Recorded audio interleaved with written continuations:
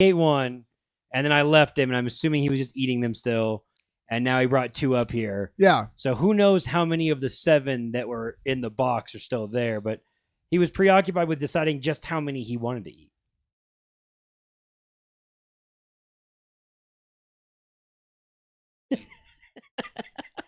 You could also nickname Bo Sean if you want.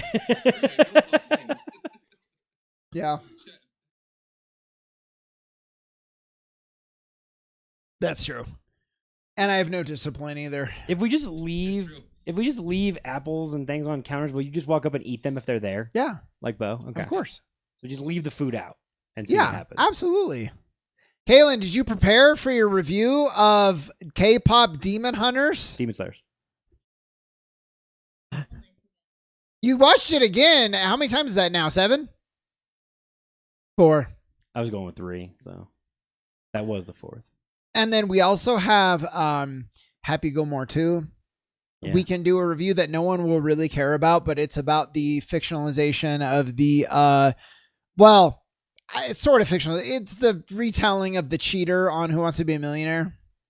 We did watch that. I actually have forgot about that. That was really good. I actually thought about that later, and as like an entire thesis of like, what is entertainment and like, what do people care about? And it's just like the drama of like the parallels between the court and the game show. It was like weird. Like I see now why they spent so much time in the courthouse. It's because it's kind of part of the larger thesis of the entire thing. So it's pretty cool. Yeah. That's your review. Well, it's just, we're just getting right. We're just kind of getting into that, but it was way better than the Pressure Luck movie, which felt like a movie that someone in high school who knew the story like wrote as part of their class. Yeah,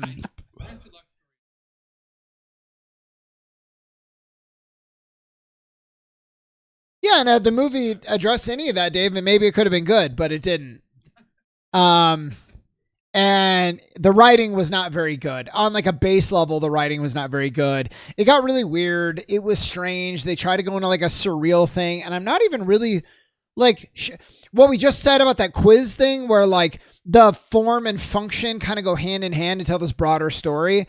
I don't know why they decided to go super surreal with Pressure Luck. Like it just was strange. I guess you could say the guy is crazy, but that's not like, oh, crazy, wow, congrats. Or a genius. Well, I think they are trying to paint him as a little bit of both. Because he's a huge con man. Or how much do you know the original story? A decent amount. Yeah. So for anybody who's listening, because I'm full on vamping now, I'm assuming, Chris, you're fine with vamping and not desperately waiting. No, I'm trying to figure out how to get the Dave into the damn OBS. Okay. And it's not working. Yeah, no, so I'll keep vamping. So the Pressure Luck stories, if you know, God, the game show's so old, I didn't know what it was, but you're playing a game and there's a bunch of lights. There's like TV screens all along the corners, and there's a boop, boop, boop, boop, boop, boop, boop, boop, boop, different screens getting lit up. And it's supposed to be random, but you can discern a pattern. I think there was 5 different there was 5 different main patterns back in the day. For clarification, was it the 70s? Sure looked like it. 70s or 80s, right?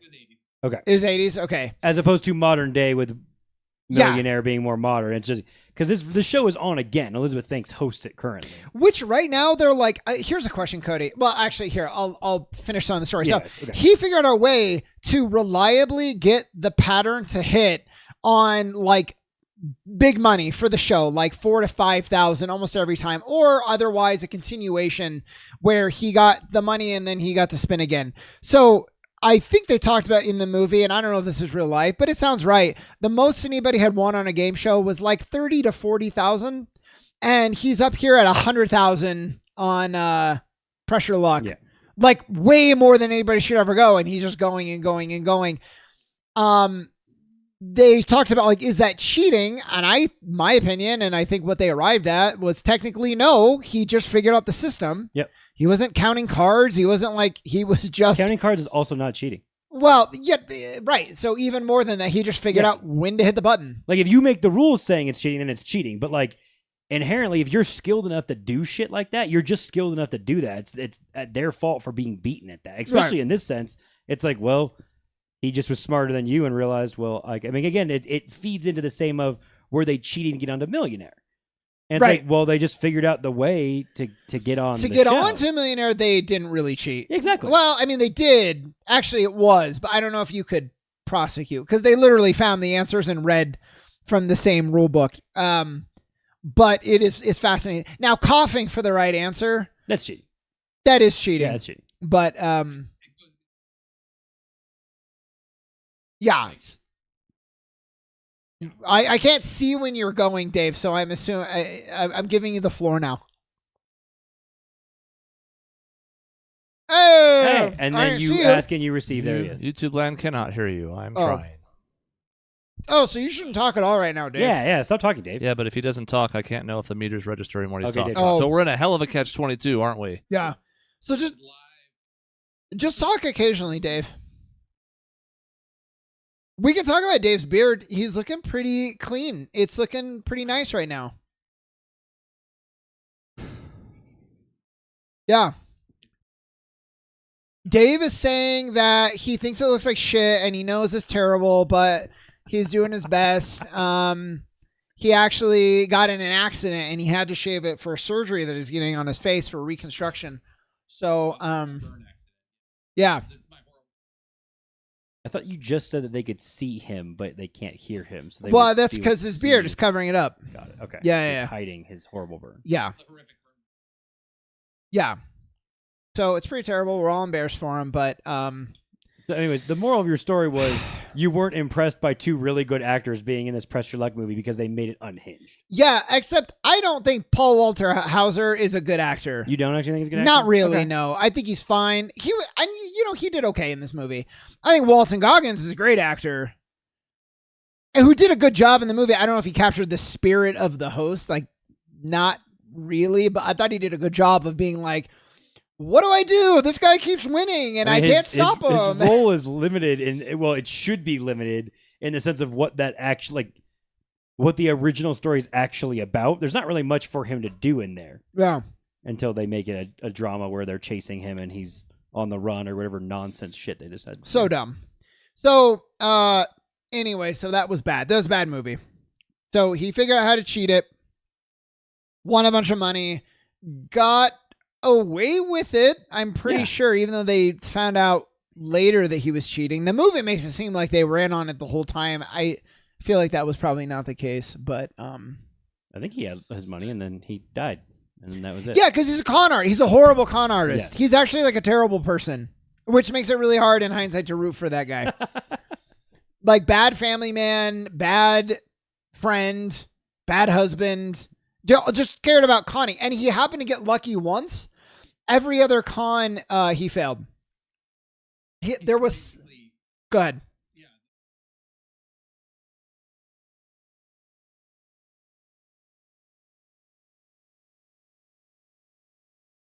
Yeah, there was he blew a bunch of money.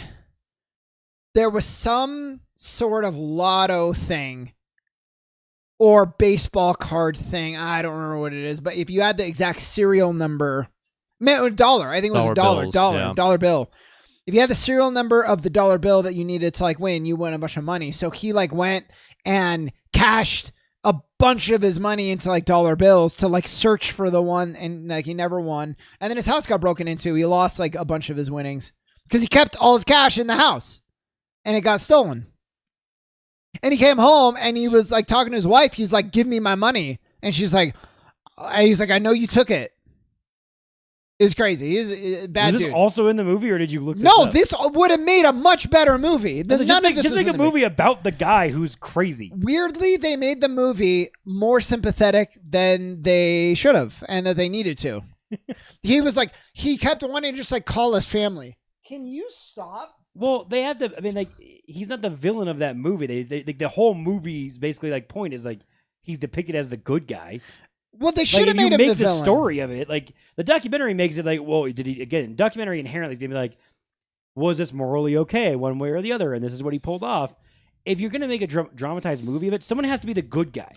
Well, by default, they're just gonna make him the good guy. But the documentary, the movie should have done what the documentary did, which was here's a complicated person The movie should have been like, here's a very complicated person. And they tried at times. But for example, he wanted to call his daughter on her birthday. It's just so bad.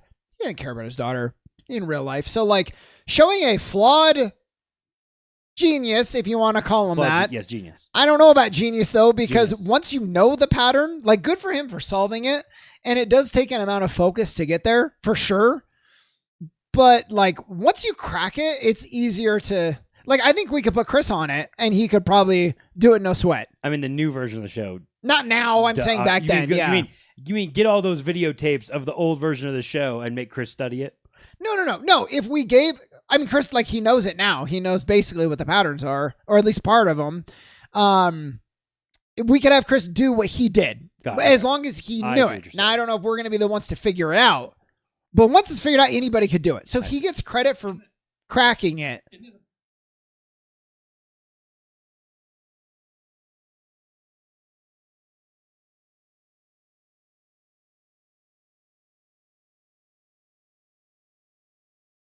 You probably would.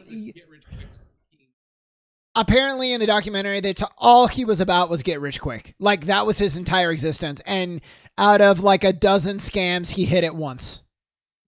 But I don't know. Back in the day, 100,000, that's like a lot of money. And that's more than 100,000 now. By a lot. You win less than that on current television, like some of the television game shows right now. Yeah. Some of them are actually less money than that. Like the best you can do is like $50,000. I'm sure.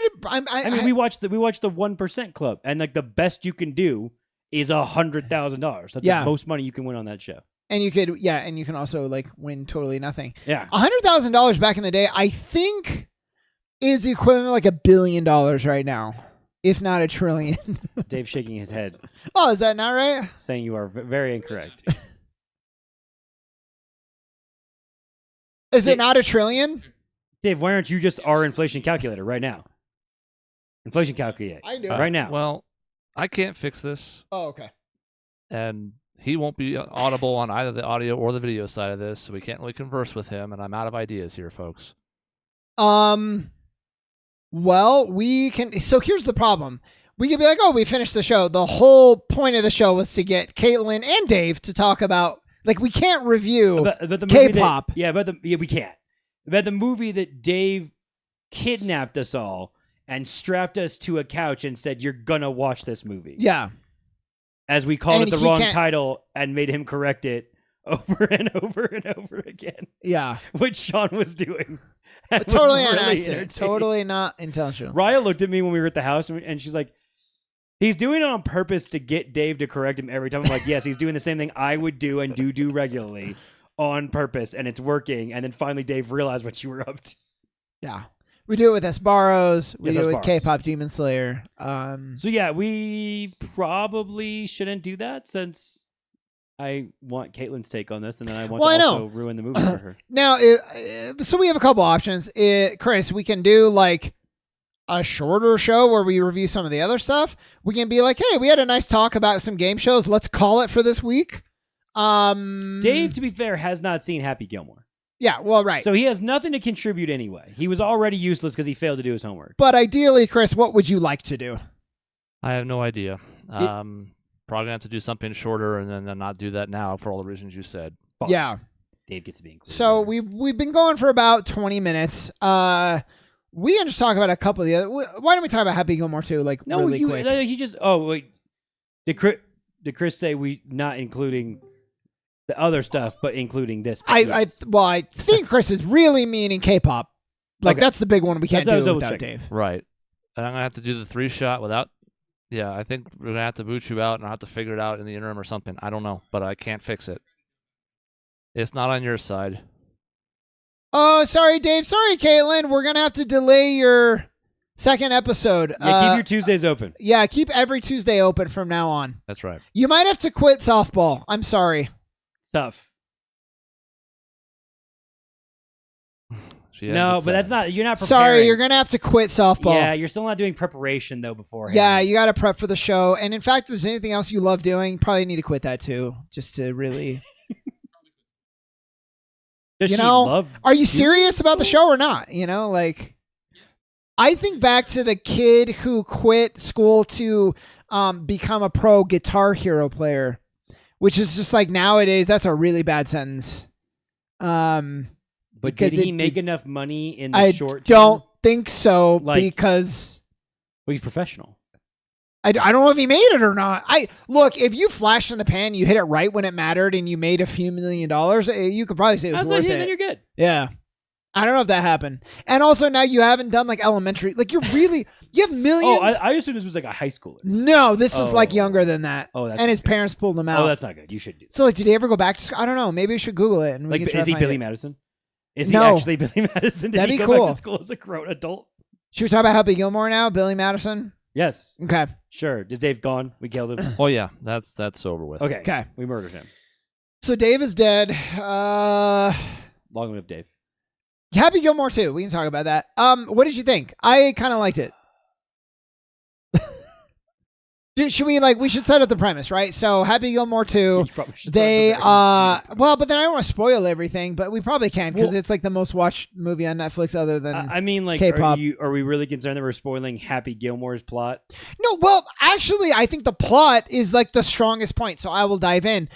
When you tackle it from like a sports movie perspective, I didn't think it was especially funny, although it had its moments. But I thought it actually, for a sports movie plot, it kind of worked. You had a jaded old pro. I was actually really happy that they weren't like, yeah, Happy Gilmore, he won that one tournament and then he went on and he sucked forever. It's like he's like a legend He's in the basically movie. the greatest golfer of all time.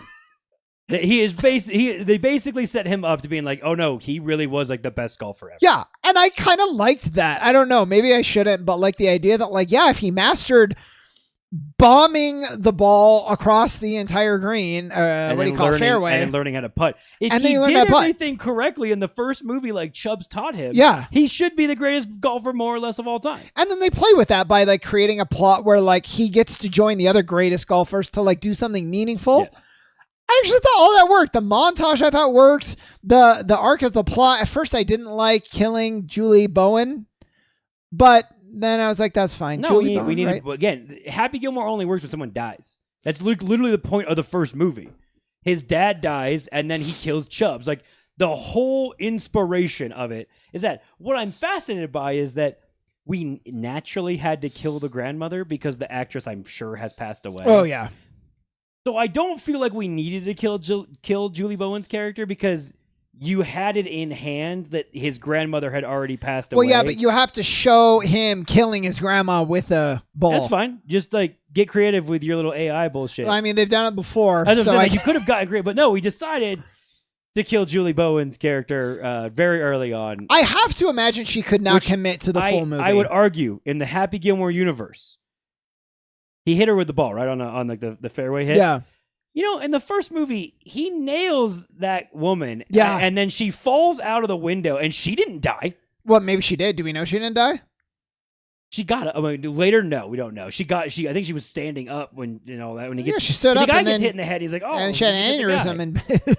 And So again, they didn't die. But anyway, I was skeptical about that. But again, she still gets to pop up in the movie, so it's not like she's gone forever and they kill her and then her character's gone. It's like they just use her as the crutch to. But I thought like the storyline with the daughter, I thought you cared about. I thought it was sweet. I even thought, even though we spent too much time on it, the AA stuff was kind of sweet too. And there was like a lot of heart in the movie when like they didn't need to at all. The AA stuff feels like granted, there's the payoff at the end of the movie, but it felt like a really clear way to get Ben Stiller's character back. Which is the thing I would have argued, like, did we really need that? Yeah, that's by far my biggest critique. Yeah. That character worked in very limited capacities in the first movie and did not need to come back in the second. I also, maybe it was just me, and maybe he talked more, and it caught on to it. Stiller was like doing a weird voice, I thought, when he's doing that character that I didn't think matched the very first movie. It just felt different and off. I don't know what they were doing. I don't know. Honest, like at least like Sandler felt like he was Happy Gilmore again. Like the character felt like it was a continuation of the character. But like Stiller's character, and he's like one of the only ones that rolls over because oddly enough, like we have to change the caddy, and there's a reason I guess we changed the caddy, and that's where some of the funnier bits come from at least. But like Stiller's character just didn't feel like it was the same character from the first movie to me. It just felt different. I don't know. I don't even know how to explain it. Look, I'm gonna be honest. My other critique was that I didn't find the new Caddy funny.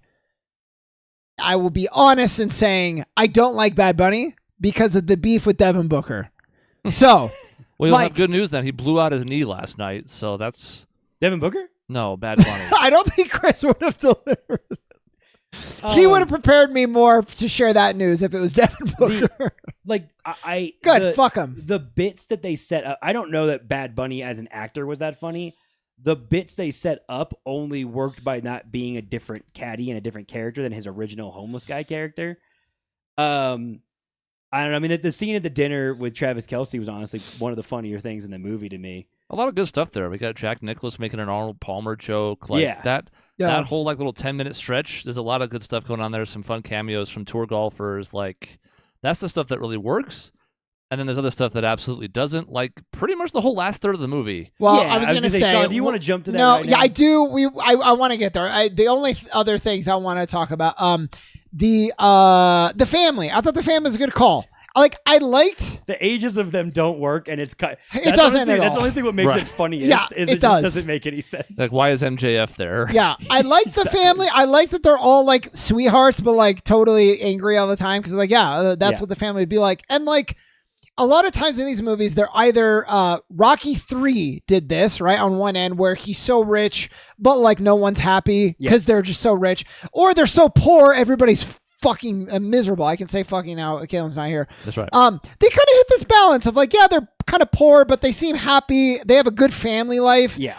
I hate the movies where they're like, it's a redemption story for him being a good father. And you're like, okay, cool. So the last 30 years or whatever, he's been awful. Like that is hard for me to reconcile. They don't one bit imply that he's been a bad dad. No. At all. Like, and clearly like the idea, and again, I didn't even really pay attention to like, when Julie Bowen's character dies and then how far ahead we are when he's working at the grocery store and all that shit. It didn't strike me as a significantly long time. I don't think he'd been out of golf for like 10 years. I don't really actually know what the time was supposed to be of when he like swore he's never going to play golf again. And then they showed all the awards he won. And there's probably a way to figure it out. I'm sure there is. I didn't put much thought into it. It was honestly. like 15 years, I think. Really? Thereabouts. Yeah, because he had a gap. He won like 3 straight tour championships out of his 6, and then there was like a couple years. And his last one was in like 2009 or so. That surprises me more then because it's like Julie Bowen wasn't with the kids for very long then before she dies. I suppose. So I guess he's just a really good dad. Yeah. So it's kind of sad, right? But like it was good. I thought the heart was good. I thought the story was actually pretty good. The plot, if you take Live Now, Rite Aid.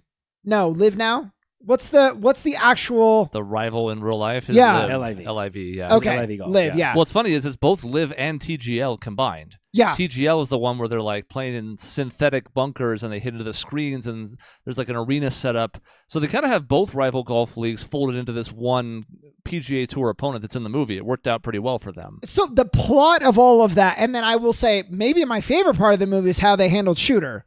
Because he's the best part of the movie. He is. You're completely expecting him. You're like, oh, the writing's on the wall. They're gonna recruit him. He's gonna join. Then they're gonna come to ahead again on rival. What?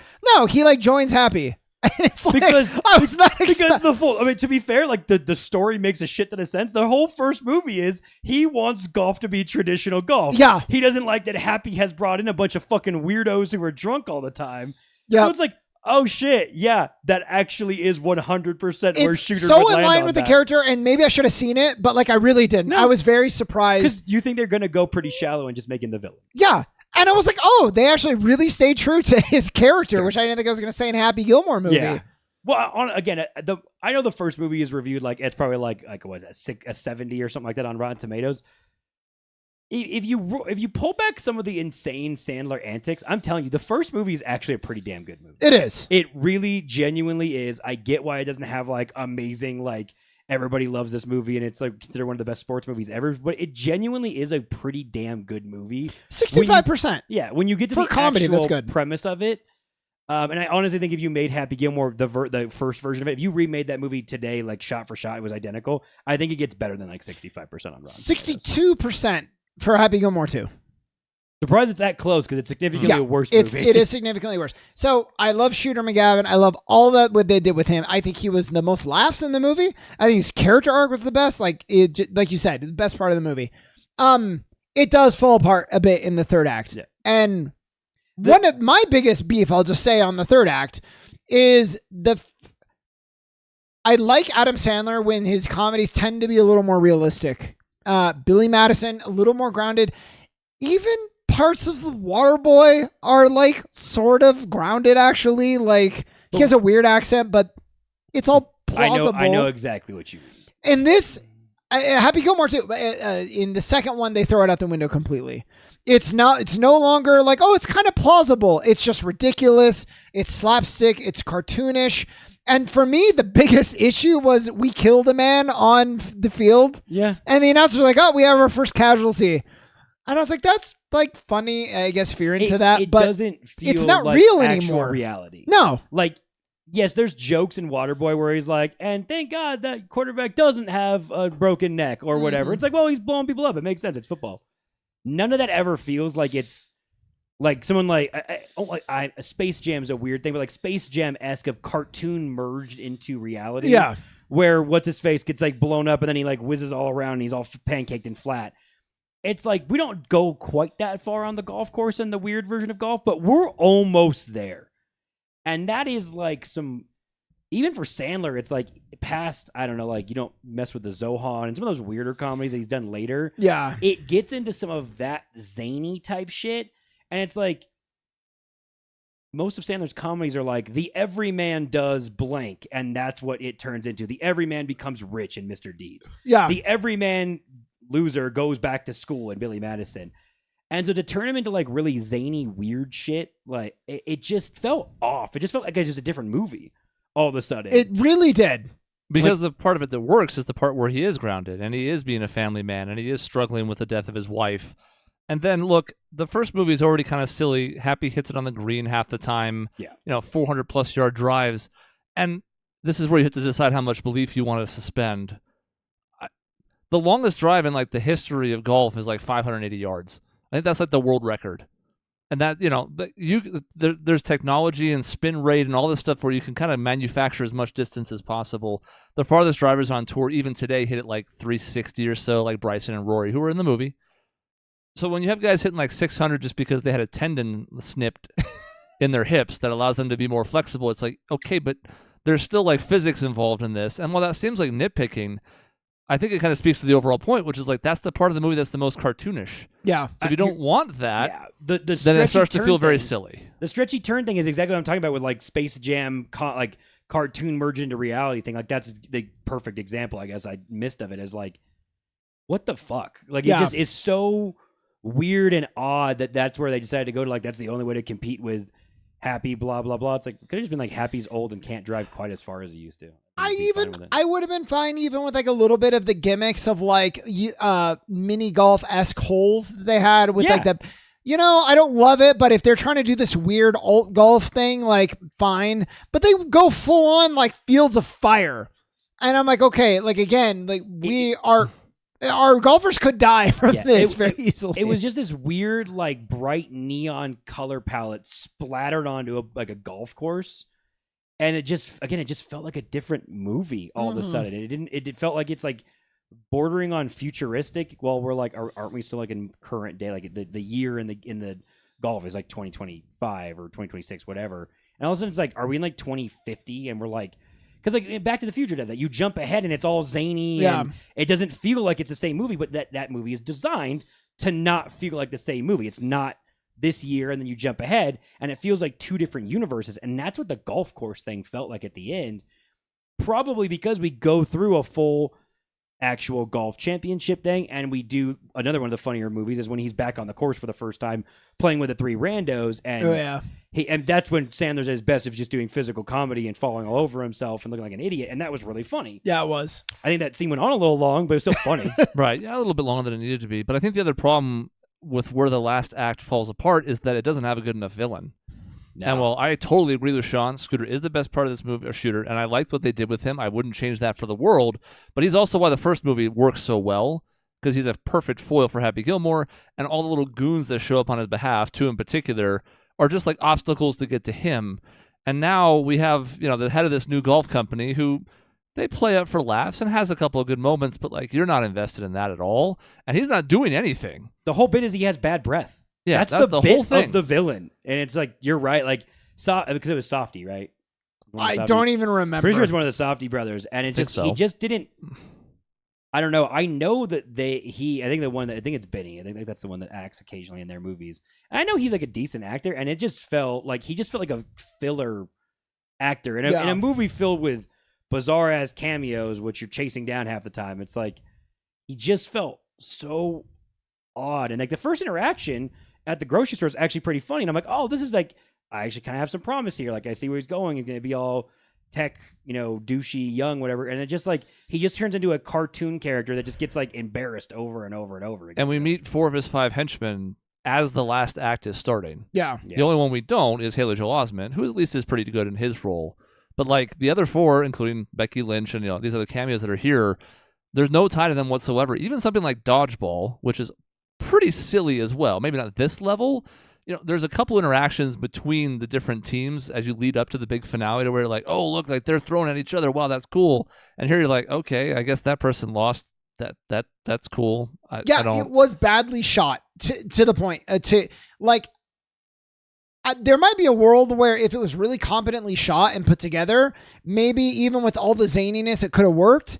But you had all of the zaniness, and it's like the director like lost control of the shot. The story kind of stopped making sense. It was just like thrown together at the last second. All of it, from the script through the shooting all the way to the end. So, and I think the one other bummer is, and there's no way around this, but one of the other funny bits, and I think Chris and I both enjoyed this because Chris has a better idea of it than I do, but I have a decent familiarity with a lot of the professional golfers.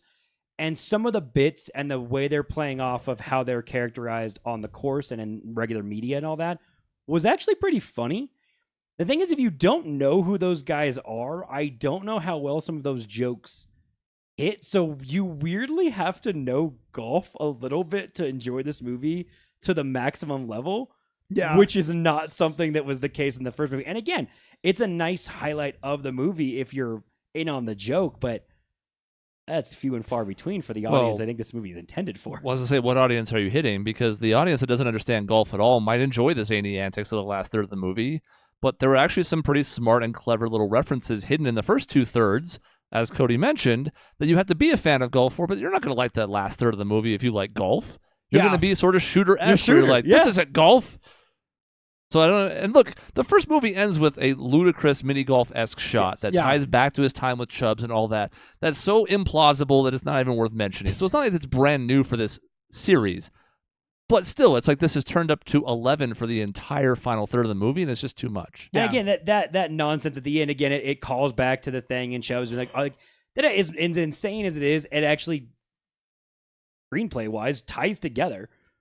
We like really did miss a montage of all these really good golfers being on their weird course because we wanted to keep it secretive. The whole movie is like, oh, it's secretive in terms of what the type of golf we're playing at the very end, and like that's the big reveal. And I'm like, I don't give a fuck about this big reveal. And to like Chris's point, in Dodgeball, they show up to the restaurant and he introduces Blazer, Laser, Phaser, and all that shit. And it's like that's actually pretty funny. Like we get Michelle multiple times in the movie. And in this one, we don't see a montage of anyone playing other than like Haley Joel Osment's bitter because he doesn't, or for whatever reason. And then the other ones just show up, but we don't get them playing golf or doing anything. It's just, they're just there. And like, Chris, I don't know about you, but I thought I read like that, like a lot of Becky Lynch's scenes got cut down. Yeah. And like Nikki Bella's also supposed to be in this movie. And I think she got cut all but like one brief appearance. So it feels like they shot a shit ton of footage for this movie and then didn't really decide which version of the movie to make and then made 2 to 3 different movies pieced together. Which is so unfortunate because I think the first 2/3 are actually really solid. And so you get to this final tournament and they've done a good job of building the stakes and you're excited. And then it's just kind of like, it's not the worst. It's not Space Jam 2, which was like a debacle. Like I hated watching it.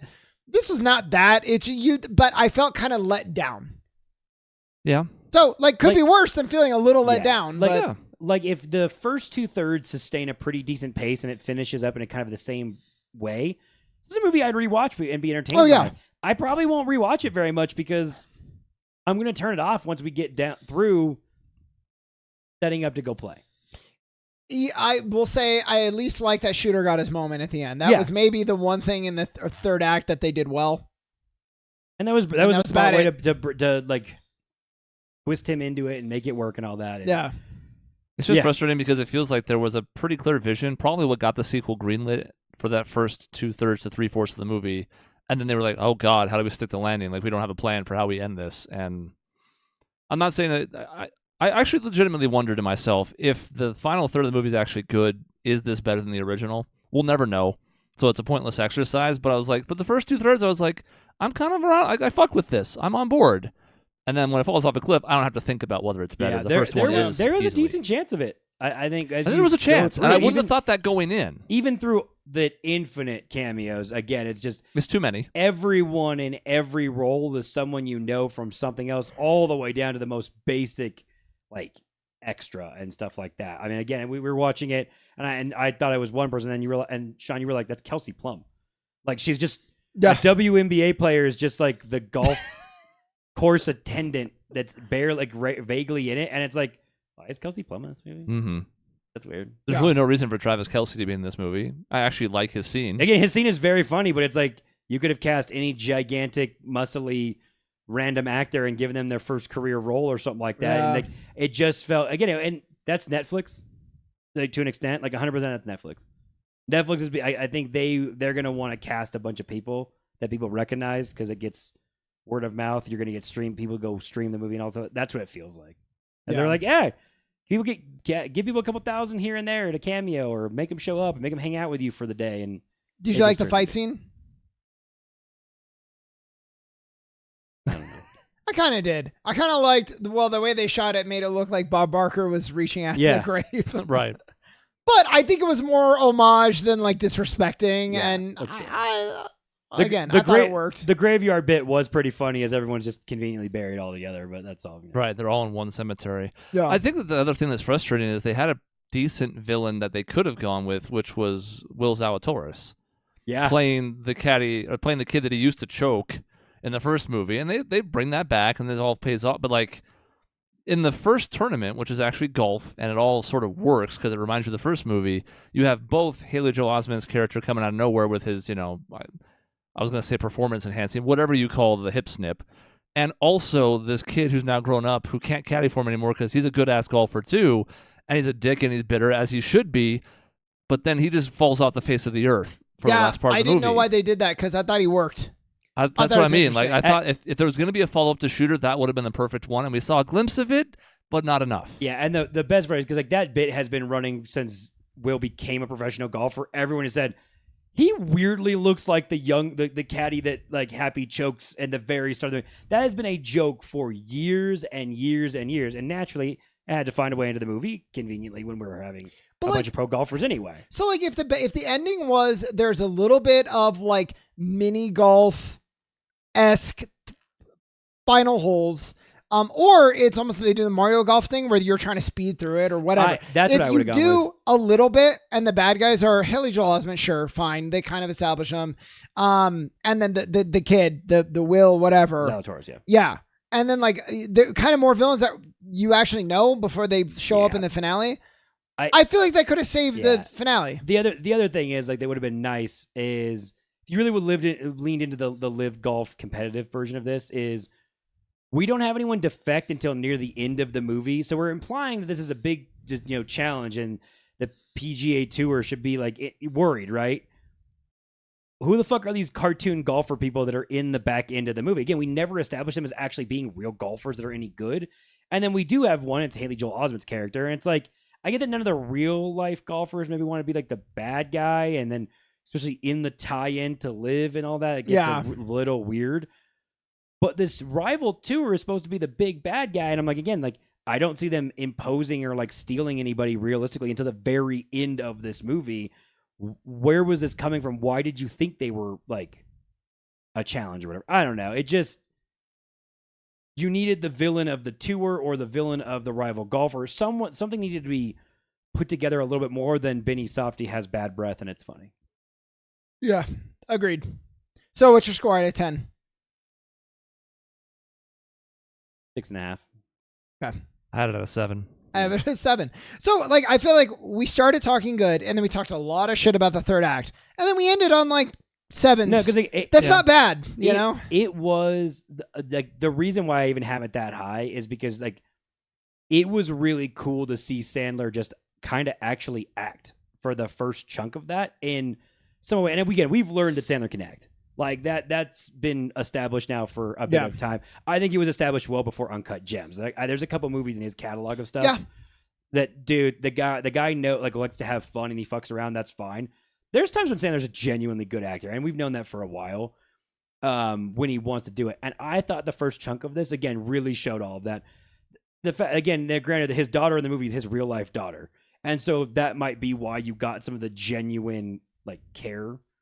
All of that. Meanwhile, her teacher is her mom. Funny enough, like that's Sandler's wife. The dance teacher is Sandler's wife and her actual mom. And again, like could he have cast another actress or whatever, put it in there? Yeah, that would be fine. But like, it doesn't. It's not impactful enough getting it because all the boys are actors, and then the daughter is his daughter because I think he only has daughters if I remember. But like a lot of that's like genuine. And again, we've left out one thing, but I'll go back to it. And one thing that really makes the start of the movie work really well is John Daly.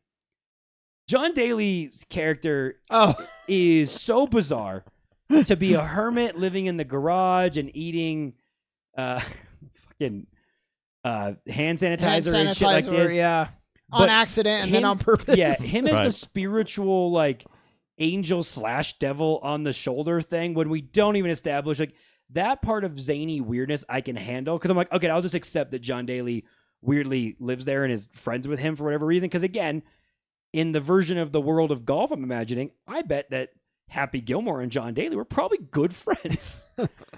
It doesn't take much like mental gymnastics. Again, if you know golf and you know John Daly, to be like, yeah, that was probably like their best friends on tour at the timing of when they were playing lines up decently. Hit bombs, drink beers. Exactly. And I think you would have faced a real uphill battle if you tried to replace Chubbs. Yes. Just because Carl Weathers unfortunately passed away before they got this greenlit.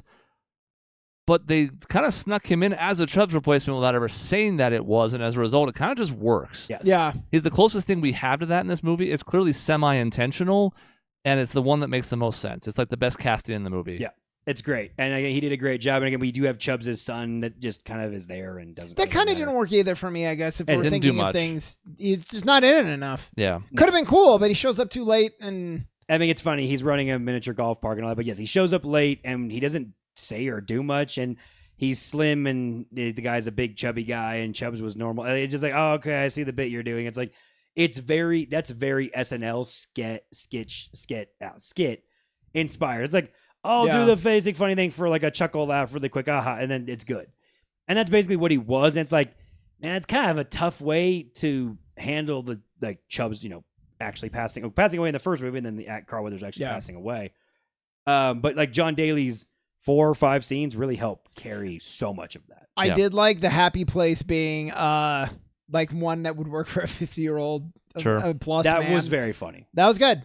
And the only thing I could maybe suggest is if they hadn't gone Psycho Golf in the first place, if Happy just plays a tournament, because even the run-of-the-mill PGA Tour stops, you get like $1 million. It's ridiculous these days. Yeah, I called that out right away. I'm like, he just has to play like 2 things and he gets the money and he's good. He doesn't need the gold jacket to be part of that. And then maybe he can go and defeat all these other rivals, whether they're the weird ones or regular ones or Will's Outdoors or whoever, in like one final gold jacket. And it's like, well, he's 57. It's like, yeah, but Tiger and Jack won a major famously late 40s. Phil Mickelson won a British Open at 50. Tom Watson almost won one at 56, I think. Like, it's not even implausible for a guy Happy's age to win it. So you could have just kept it all grounded in real golf and not done the arcadey stuff. But yeah, this is kind of what we do. We like something overall, and then we talk about more the negatives because that's the thing that's more interesting to discuss. Yeah. So I don't think 6.5, 7 doesn't feel unreasonable to me. No, and again, the scene where he's going out to golf again with the trio of people. It's Eric Andre. I'm blanking on the other guy's name. Margaret Qualley.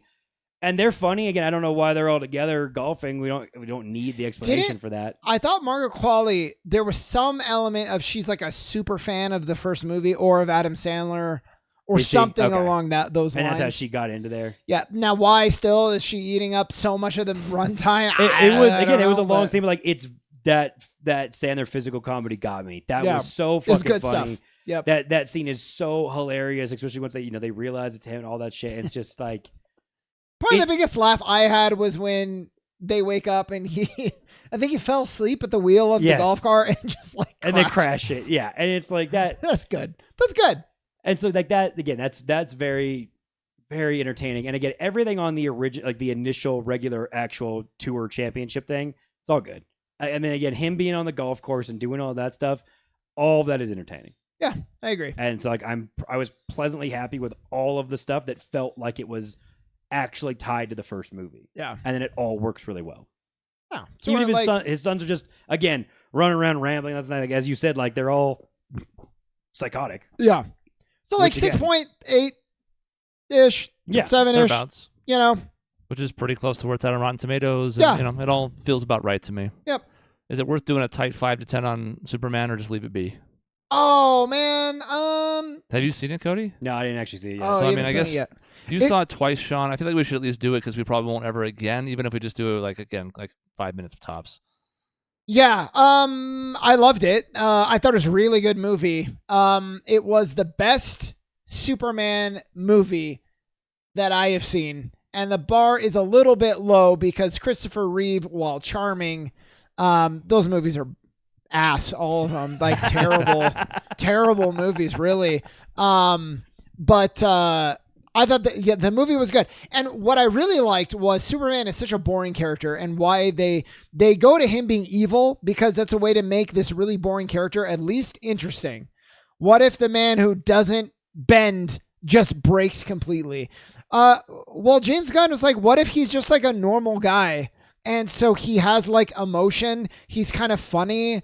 Kindness is the new punk rock is like such a good line that like this version of Superman believing, I think is really cool. So I thought like, oh, I really care about the Superman like as a person, and he's not just a Boy Scout, but he's also maybe more good than he's ever been portrayed before, like going out of his way to save a squirrel. Because like what's the best version of Superman of any version possible you had seen before this? Smallville? I was gonna say, is it just Probably Smallville? Tom Welling, Is it yeah. Smallville? Okay. Or for the things that I care about, Christopher Reeve, again, very charming, but when he goes Superman, he's just, whatever. Tom Welling, though, is so, yeah.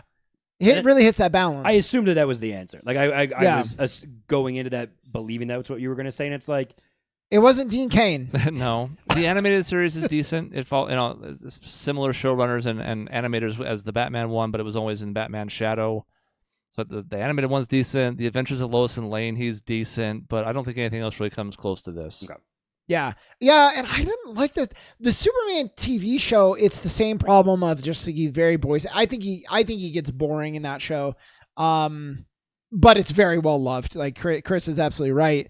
I just thought like this is a real person, and he's also slightly underpowered. Now all the internet trolls are like, "This Superman sucks. He's so fucking weak," but like. Again, James Gunn was like, I want to have a guy that doesn't make a guy shooting arrows like completely obsolete. And like, he's not, he's really, really good, but he has flaws. Like he doesn't just steamroll his way through the entire movie.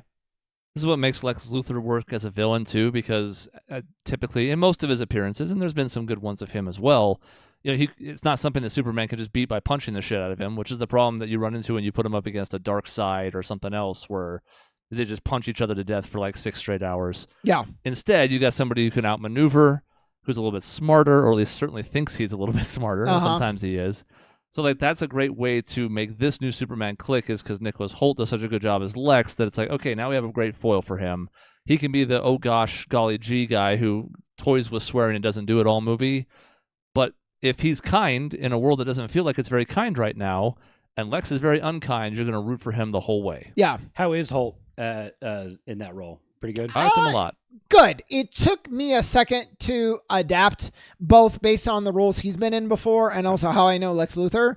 I ended up really liking it, though. Okay. And I think where it ends up, I don't want to spoil anything, but he sells a scene, I think, very well of what this character is must be going through in this moment for someone who thinks as highly of himself as Lex Luthor does that I think he really pulls off. Okay. I don't want to spoil the big twist. Do you know anything about the movie, really? No, I actually did a really good job of avoiding this movie completely. There is a twist that messes. He's not actually Superman. I won't even tell you what the twist is, so you have no clues. I will just say the twist has been a little bit divisive. I really, really like it. Is watching Peacemaker going to tip it off for me at all? No, okay. I don't. I just want to make sure. Well, I don't. So far, no. I'm only 2 episodes into Peacemaker. So I would guess no. They changed one thing at the very end of the first season to reflect this movie, but even that doesn't really deal with the twist in a significant way. Oh, and you saw that, which was hilarious. We saw we watched the first episode, and it was like, we're going to modify how that works. Whatever, I don't care. Yeah. Which we'll get to that later, but I was like, I'm assuming we'll talk about Peacemaker on this show in the coming weeks or so. Yeah. Anyways, I really liked it. I thought the best Superman, and like I go forward in DCU, and not like prisoner of the moment for sure. This is not the case. I am, after seeing Superman, especially. Way more excited for the future of DC in film than I am of Marvel right now, which is crazy for me because that's never been the case. Have you watched the Creature Commandos? No, but I'm going to now, actually. I had actually had that on my list as something I kind of wanted to watch because I heard over and over again it's been reviewed pretty well and it was worth watching if I was going to continue on with it. And again, I just like James Gunn. Yeah, I mean, all of these things he's done in this stuff have been pretty effective for me. It's to the point of where it's like, even if it's characters I don't necessarily like a ton, why would I not watch what he's doing? Well, it was, yeah. The worst thing he's done so far is Guardians 2, basically, in terms of like superhero shit. It's funny because I thought the first Guardians, while very good, this is going to sound weird to say because I do think it is very good. For me, it's a tad overrated. I don't think it's the best of the MCU, like a lot of people do, but I think it's good. Yeah. And then the new Suicide Squad, I thought, was pretty good. And a lot of people are like, that was great. So James Gunn is like, he seems solid, but like, he's not blowing you away. He's not blowing me away missing. Until he started blowing me away with Guardians 3, now Superman. Peacemaker has been very solid. So it's like, okay. And his approach to the universe is like, we're starting with good scripts. Mm-hmm. It's like, what a novel idea. Amazing. And he has shut down projects because like the script just wasn't there. Yeah. Meanwhile, Marvel, and I know you can make this work, and I know I've heard the stories of Endgame and Infinity War did this too, but they're writing the script as they're filming the movie. And that can work, but it can also really not work, and I would point to all of the Marvel projects recently that have kind of like not been great, and I would say maybe like start doing more on the scripts. Like, I don't know. When you're churning shit out and trying to make sure you have 3 movies a year, you start like, making compromises and shit like that, and ideally, you don't compromise. Yeah. And you just, as things are ready to go, you make them. And when Marvel has a structured order of this movie needs to come here, and this movie needs to come here, and we can't flip and flop these ones because if they're all tied together, this one can't come out before that one. And we run into, I don't know, I feel like we run into that at times. If we're going to keep DC tied together in some ways, but also able to, project can move forward. And that's his big thing. Then that's going to turn out better content. It's just again, we had to wait on Peacemaker season 2 for a while for reasons to all that. He didn't just rush it out and be like, okay, we had to take over and we had to go through all this shit. I'm like, that's probably better for it. Yeah. I remember him talking to John Cena and it's like, hey, we have an idea. It's going to take a while. I just need you to trust me. Yeah. And he was like, I did. And I'm so optimistic, and the way that they handle Superman, Supergirl makes a little cameo. Yeah, you'll think it's funny. I knew that. I knew that. And I'm just so excited for those sequels and like the Lantern show that's coming. There's so much now that I'm like, wow, James Gunn, because he's at the head of it. I'm just really stoked. Mm-hmm. So, score. What would you give it, Chris? Probably an 8.5. It's close to a 9. I'm not going to go in between. We're not going to do. At least I don't like doing IGN decimal point nonsense, although they've flip flopped over the years. I know, yeah. Really enjoyed it, start to finish. And look, as much as it's nitpicking, a lot of people pointed the same thing out, and it's true.